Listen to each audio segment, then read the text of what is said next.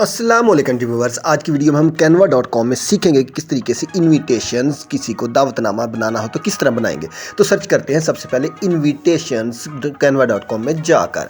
तो invitation cards आपके सामने बहुत सारे टेम्पलेट्स आ जाएंगे। इनमें से आप अपनी मर्जी का पोर्ट्रेट, लैंडस्केप, जौन सा आपको अच्छा लगे आप उसमें से सर्च कर सकते हैं। इसमें आपको दोनों तरह के फॉर्मेट लैंडस्केप और पोर्ट्रेट में मिल जाएंगे।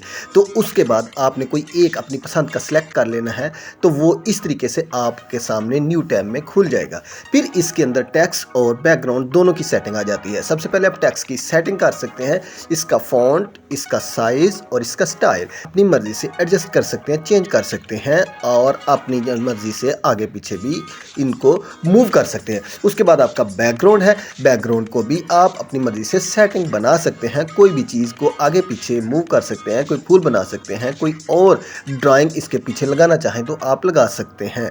और इस तरीके से आप तमाम अपनी अट्रैक्टिव और कंफर्टेबल चीज़ों को ऐड कर सकते हैं।